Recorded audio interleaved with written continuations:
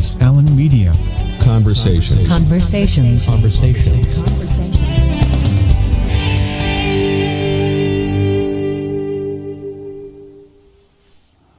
And we're back again. Max here, and I've got a really special guest.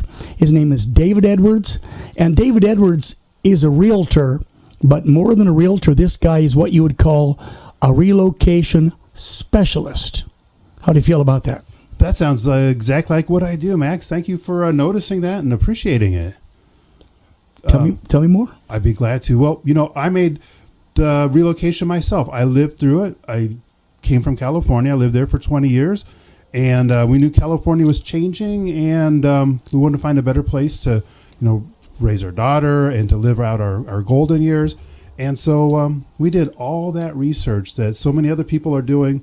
And we went, absolutely in depth. We got in the old family truckster and we drove all the way across the country, went to Cincinnati, Kentucky, Tennessee, stopped into Dollywood at Pigeon Forge, beautiful place. And we hit every state on the way back.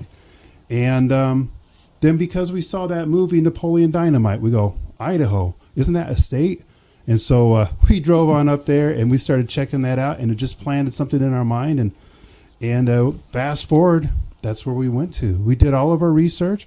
We found out is the very best place to be is right there in the Boise area. And so that's where we relocated to.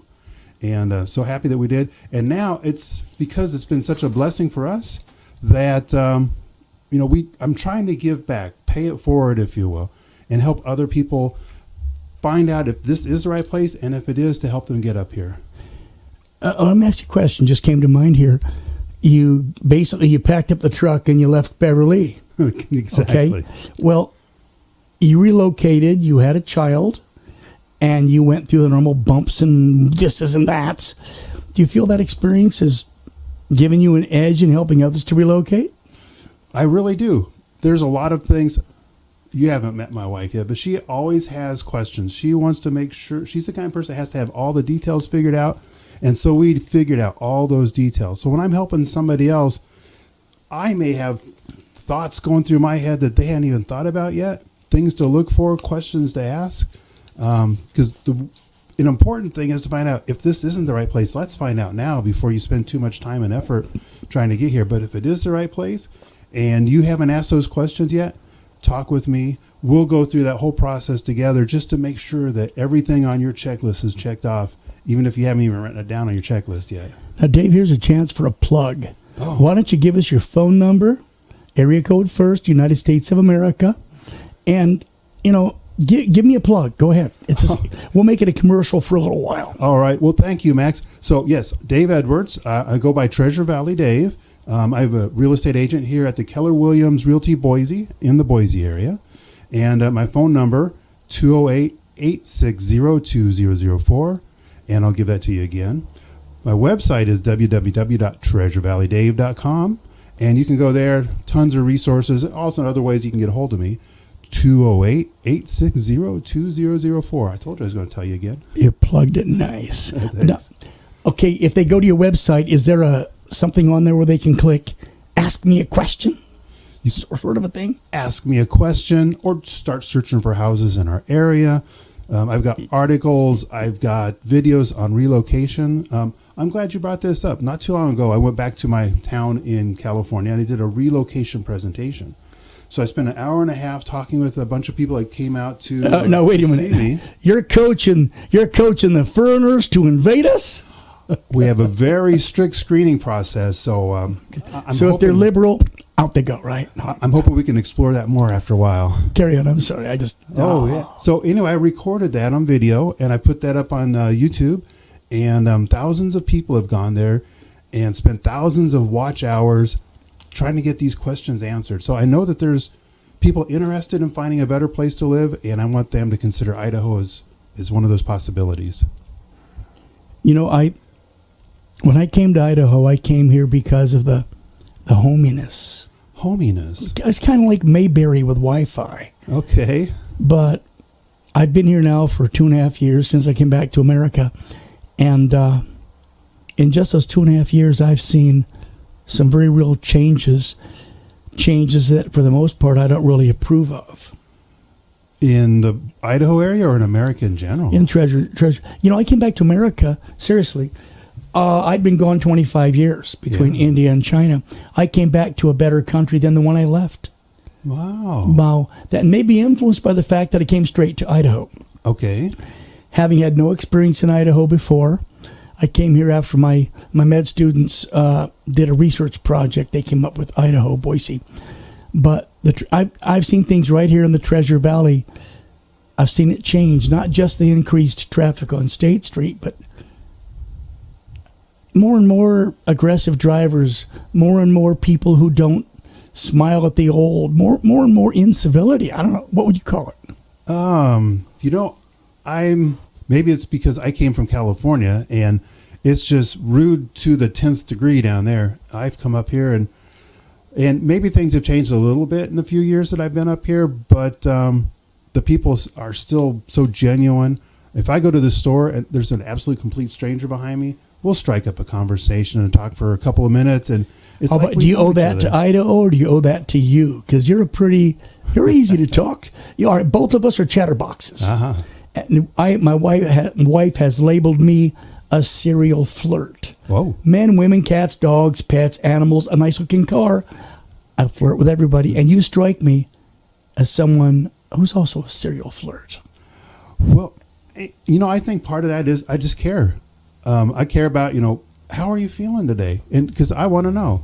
And when I see you going down the road, I wave with all my fingers. And you won't get that everywhere. So, maybe that's part of it. But what I do find is that the people in California that are attracted to Idaho are very much similar to me. Are you getting many people from other countries? Like Canada or Australia, something like that? I haven't. I have got from other states in our union, but I haven't talked with anybody from outside of the country yet. If somebody called you, let's take our neighbors to the north. Mm-hmm. Let's say a Canadian said, I want to relocate. Can you help him? Oh, can you offer a similar range of service? I'm assuming relocating specialist is more than just sell the house, close escrow, and go home. You're absolutely right. In fact, that's one of the reasons I joined Keller Williams, because they are international. We have offices all around the world. So if someone from, say, our neighbors to the north, they got in touch with me, I would work with them here to find their dream home. And I would also work with my brothers and sisters up in Idaho to help those people come up with the best solution to get their house sold. I've got an idea. I'm seeing all these flashing lights in front of me, which means somebody wants to talk to you. Oh, wow. You up to that? Could you take a phone call? Absolutely. All right, I've got one here. Hang on a second. Where's the button? We've got Brett from New Jersey. Brett, are you on the line? Hi, Max. I live in New Jersey, and during this whole COVID-19 crisis, the freedoms for us, I would rate at a 0. I'm wondering how things are in Idaho during the crisis, and how is it affecting the real estate market in general? Thank you. Well, thank you so much, Brett. I think we've never had this happen before, so we don't have a whole lot to compare it to, other than I've talking with my friends and family in other states, particularly California, and it's like a police state down there. You are literally under house arrest. Up here in Idaho, we can still go out. We can be with people. There are some changes. We can't have a sit-down dinner in a restaurant at the moment, but I can go to the store. There's toilet paper on the shelves. We're getting by just fine. And I think people are just having that, let's just get through this attitude. We don't see a lot of, negativity and hopelessness. We just see people saying, this is just something we have to do, and then we're going to get through it and get back to normal. Do you get many people relocating from the east? I have had some, yeah. And, I've had some from the northern parts where they get all the snow and those winters and things like that. And then when they come out here and experience our winters, or I share with them pictures and video footage of our winters, and they're saying, yeah, but you border Canada. You should be under all this snow. You should be freezing cold. But we have such a mild temperatures and climate right here in the Boise area. It's just fabulous. I wish I was a weatherman. I'd understand that. But yeah, our winters, with the occasional snowpocalypse, which everybody gets, Our winters aren't that bad. They're just, in February I was wearing a T-shirt. Yeah. But don't count on that every year, folks, because that's not going to happen. No, but when it does, we certainly appreciate it. And when it doesn't, it's just another one of those Idaho attitudes. We'll just get through this too. You want to take another call? I've got some more flashing lights. One went out, but I got a couple others. Yeah, this is fine. That's what I got here. Hold on. I look to the button. Okay. We got a call from Canada. Canada? Hold it. Yeah. Hey, caller, are you? Mr. Edwards and Max, Dawn on the line from Vancouver, British Columbia, Canada. Wow. I hear there's been a very large number of people leaving California to live in neighboring Idaho. I was just wondering if this is in fact true, and if so, how has this affected the people, the economy, the flavor of your state? I will take your answer off the air. Thank you. Well, thank you, Don. Sounds like a radio guy, doesn't he? Yeah. Got that Big Daddy kind of sound. Go ahead. Oh, absolutely. That's a great question. It's a question that comes up around here a lot. And I'll answer that by saying this. Channel 7, I believe it was, last year set out to find out, are all these Californians coming up to Idaho and changing us into a more, liberal Democrat kind of a state?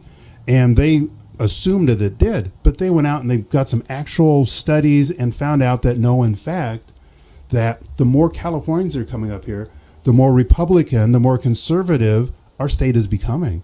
So when people say, don't let those Californians come up here anymore. And I say, yeah, but it's these Californians that are going to help us preserve this Idaho way of life.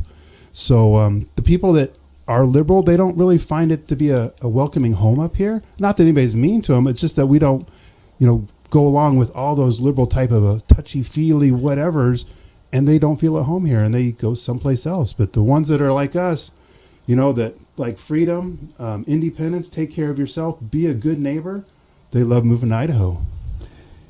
So we're getting conservatives up here.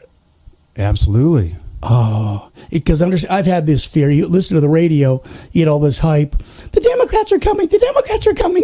No, we're going to be like Hitler, Germany. And your experience is that these folks coming in are conservative people with conservative ideals. Absolutely. And speaking of the media, a lot of the people that we see are quote leaders, I'm doing air quotes, like the mayor of Boise, homegrown Idahoans.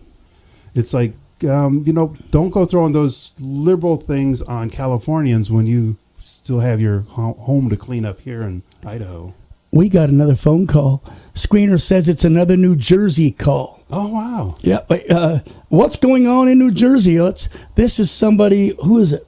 I can't read the screen. Angelica from New Jersey. Hello. Hello, Max. Hello, Mr. Edwards. Thank you, sirs, for taking my call. My question is that I would like to sell my home here in New Jersey and move to Idaho, the greatest state in the nation. But the problem is I don't have enough funds to first buy the home. So I don't want to take out a bank loan or anything like that. So my question would be, what would you suggest because the money I have to spend is the money for the sale of the home. Gotcha. So to buy the home in Idaho. So how would you suggest I go about procuring the house in Idaho when it's hinged on the sale for the house in New Jersey? Thank you very much. I'll take my answer off the air. Well, thank you so much, Angelica.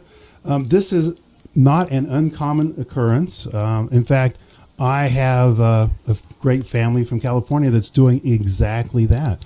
And so what we're doing is we're coordinating the closes. We've come up here. We found a house for these people.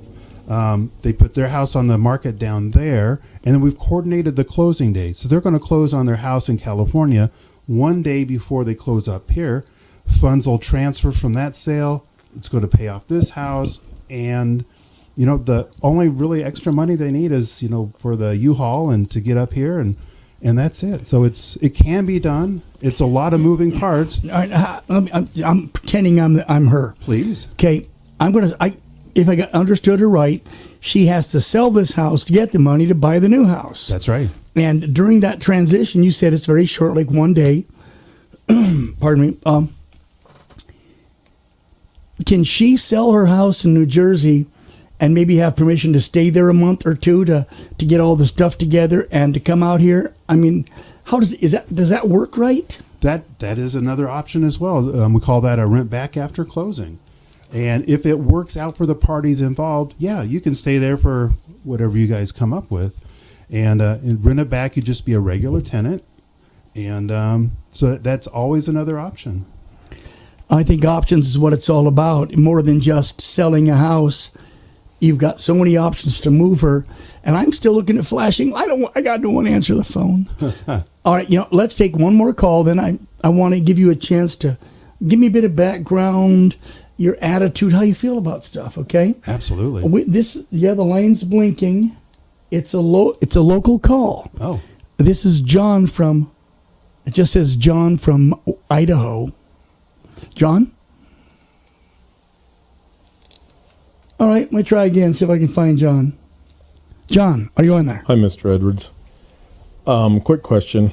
I've lived in the Treasure Valley for 20 plus years, and there's a lot of people from out of state moving in, and it seems like as they're moving in, they're trying to change the Treasure Valley to be like where they moved from. I'm just wondering if you feel that the flavor of the Treasure Valley is changing, or the Idaho culture is changing with all of the people moving in from out of state. I'll take my call off the air as well. Thank you. Thank you, John. And we were touching on that. There are changes going on. Max observed that, there is more traffic on State Street now. We certainly have growth, new buildings. You're waiting a little bit longer at the stoplights because there's more cars and things like that. But we're still our culture, I think, is going to get more Idahoan.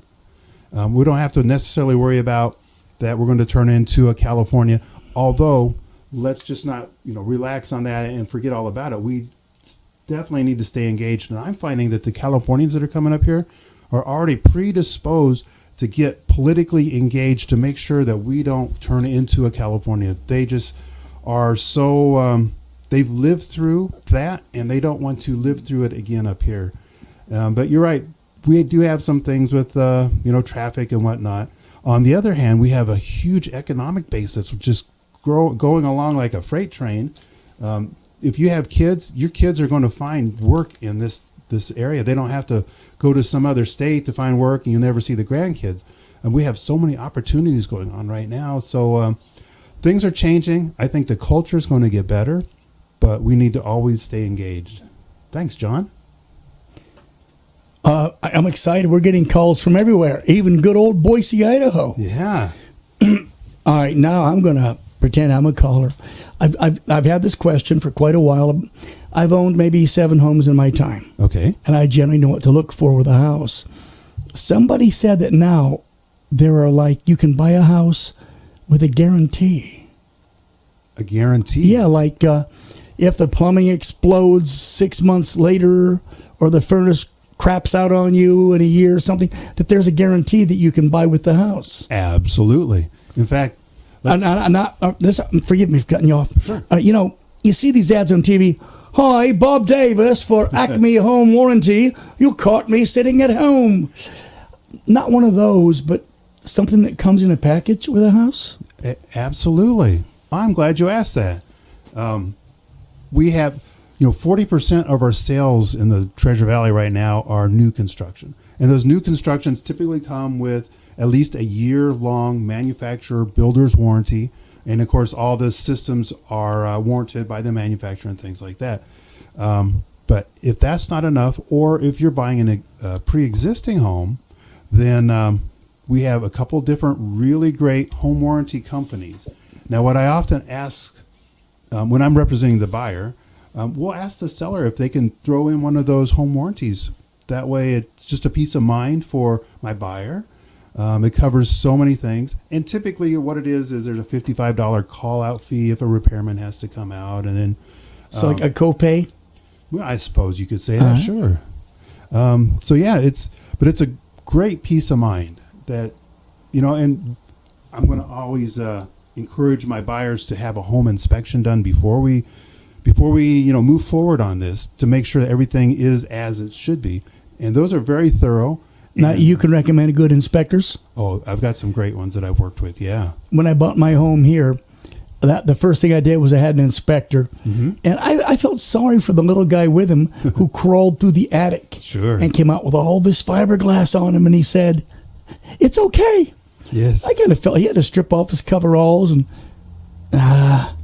but I know there got to be good and bad home inspectors. So you definitely have access to the guys who are good, the guys who they won't find too much, but they'll find what's wrong. Absolutely. And there's also that little guy that goes under the crawl space and comes back with spiders too. So Same guy, Yeah, Mr. probably. Fiberglass. You've seen my house. I'm on pylons, and he went up under the house. yeah. The only thing he said I liked, he said, the vapor barrier is really nice. And he would know how to appreciate that, I'm very sure. So yeah, we'll do a thorough home inspection, and then you'll have an idea of what condition all your systems are in. And then if you say, well, that water heater, it's old enough that I should start being concerned, let's get that home warranty. Let's just ask for that. I've got another text. Oh, whoa. This text is from Denver, Colorado, from Robert in Denver. Robert? Let me read it to you. I bought a home, and I like the home very much. But it's 6 months later, I paid property tax, and I found out that there's a lien on my house from the previous owner. Could I have avoided this? Could I have avoided this? It really sucks. That does kind of suck. Well, what I'm going to... Oh, by the way, I'm sorry, he's adding to it. It's typing live time. He said, I bought this from the owner. Could I have avoided this if I'd used a realtor? Well, obviously. A good realtor, and not all realtors are created equal, so interview 2 or 3 of them just to make sure that you have a feel that yours is one of those that's going to be looking out for your best interest. A good realtor, he's going to make sure that you have title insurance on this house. If you're getting a mortgage, you're going to get title insurance, but that title insurance protects the bank, doesn't protect you. I would suggest to my people that are buying a house to get a policy that covers them. So if anything does come up, you're going to be covered. But in the case that you're talking about, that's something that should have been caught by the title company. And I would go ask the title company to see if they can check this out for you, see if there's something that they can clarify. And you might have some remedy there. But next time you buy a house, please consider getting a good real estate agent. So you're able to do a background check sort of on the house. Absolutely. Mechanics liens, property tax liens, that sort of a thing. Right. So you're not selling somebody a pig in a poke. Exactly right. Yeah. I learned I've never bought a home from owner. I've always bought my homes through a dealer, through an agent. Mm-hmm. In fact, it was only my most recent purchase even I did through an agent, because I had a friend years ago who lost his home because of, I think it's called title errors and title entitlement. Mm-hmm. Apparently 3 or 4 people owned that house, banks and what have you. Right. And this was in Florida. He lost his house. They actually wrote some new laws because of him. Ah. But I go by a house and I see a sign in the window, for sale by owner. I don't even look at it. I drive on and I think, this guy wants to save on commission money. Right. And you know what? I heard a case, maybe you might know about it. It was in California, in San Diego. The guy sued the previous seller, took him to court, beat him crazy. Huh. Got all the money and suffering and damages. Let me ask you this. It behooves you as a realtor to protect yourself in the same way, doesn't it? Absolutely. So if you haven't done your background check, or here's a question, let me drop that. I'm really thinking about mortgage companies. Okay. There are some really good ones. There are some really lazy ones. There are some really bad ones. Yeah. How do you qualify a good mortgage company? It's so much. There's a lot that is the same, and it's the person that you're working with. Are they the ones that's going to ask all the questions? Are they going to dig deeper? So oftentimes I'll find a good company with a great loan officer, and I will use those people over and over again because I can rely upon them, and the work they do has been proven year after year with my clients. When you're on a good thing, stick to it, huh? Absolutely. we're not close, but we are approaching the tail end of the show here. I'd like to ask you if what would you say, a blanket statement to anybody, like even in Idaho, maybe they want to go from Kuna to Caldwell. Right. Any intrastate relocations. Give me 3 minutes of really good advice. Absolutely. What we are finding, this is actual. And we're not taking any more callers. Sorry. Oh, okay. Well, we have people in Boise that their home values have gone way up, and Canyon County, which is across the valley from Boise, has been a better deal. You can get more bang for your buck when it comes to buying a house. We're finding a lot of people in the Boise area are selling because there's a big demand from this Californians and other people out of state, and they're moving out here to Canyon County, to the Nampa Caldwell area. They're buying maybe a couple acres. They got that big front porch, a white picket fence, and so we're seeing a lot of intrastate, within or intra-valley movement going on. Let's compare the movement. People going from Ada County to Canyon County, right, versus people going from Canyon County to Ada County. Not seeing it that much. Nope. It's the people going to Ada County. There's obviously some, maybe they got a new job and things like that. But the bigger focus of people coming in from, say, out of state has been pushing the residents of Boise out to Nampa and Caldwell. Pushing them out what? Well, pushing them through increasing property prices, maybe.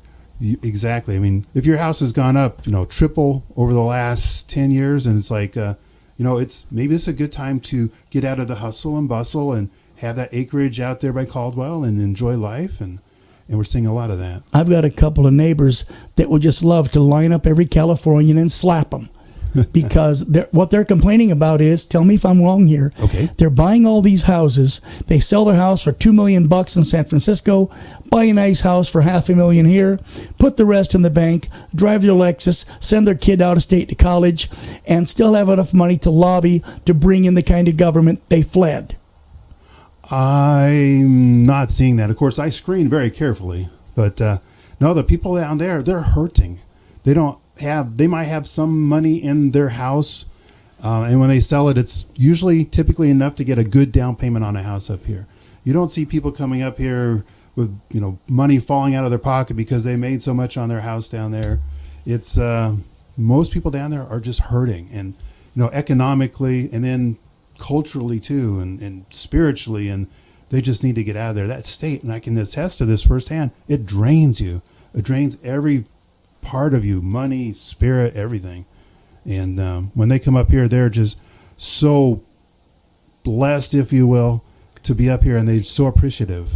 So on an optimistic note, this influx of, I call them foreigners, they come from California, I say, welcome to the United States of America.